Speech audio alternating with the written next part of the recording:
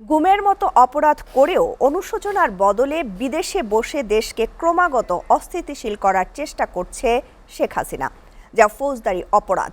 এমন অভিযোগ করেছেন স্থানীয় সরকার মন্ত্রী ও বিএনপি মহাসচিব মির্জা ফখরুল ইসলাম আলমগীর। গুম হওয়া ব্যক্তিদের পরিবারকে ভাতা দিতে প্রধানমন্ত্রীকে চিঠি দেয়া হবে বলেও জানান তিনি।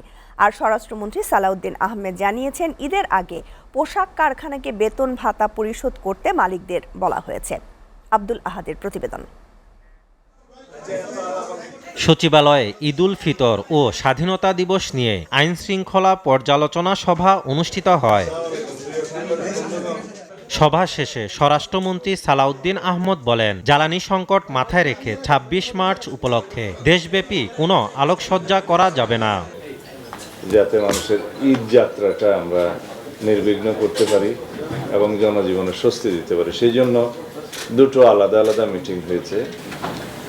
স্বাধীনতা এবং জাতীয় দিবস উদযাপনের ক্ষেত্রে আমরা ঐতিহ্যগতভাবে আলোকসজ্জা করে থাকি। এইবার একটা গুরুত্বপূর্ণ সিদ্ধান্ত হয়েছে উদ্ভূত পরিস্থিতিতে এবং যাতে ফুয়েল ক্রাইসিস না হয় এবং কৃচ্ছতা সাধন করতে পারি, সেজন্য আমরা সিদ্ধান্ত নিয়েছি এবার দেশব্যাপী এই দিবস উপলক্ষে কোনো আলোকসজ্জা করা হবে না। এদিকে রাজধানীতে আরেক অনুষ্ঠানে স্থানীয় সরকার মন্ত্রী মির্জা ফখরুল ইসলাম আলমগীর বলেন, প্রতিটি গুম হওয়া পরিবারের ভবিষ্যৎ এখনো অনিশ্চিত। বিভিন্ন ভাতা দেয়া হলেও গুমের শিকার পরিবারগুলো স্বাচ্ছন্দ্যে জীবনযাপন করতে পারছে না। বাবা মারা গেছে তখন অলরেডি, ছোট্ট বাচ্চা। এই পরিবারগুলো কিন্তু অত্যন্ত কষ্ট করছে এখনো। তাই আমার মনে হয় যে আমাদের ফোকাসটা এখন হওয়া উচিত, আগে পরিবারগুলোকে বাঁচাতে হবে, তাদের সন্তানদেরকে শিক্ষিত করতে হবে, তাদেরকে উপযোগী করে তুলতে হবে। এই বিষয়টাও যেন আমরা সবাই খেয়াল রাখি। আমি অনুরোধ করব যে তুলি বিষয়টা নিয়েও কথা বলবে।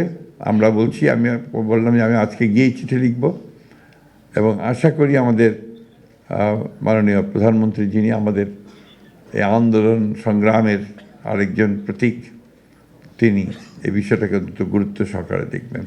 শেখ হাসিনা বিদেশে বসে ক্রমাগত দেশকে অস্থিতিশীল করার চেষ্টা করছে বলেও অভিযোগ করেন মির্জা ফখরুল। সবচেয়ে খারাপ লাগে কোথায় জানেন?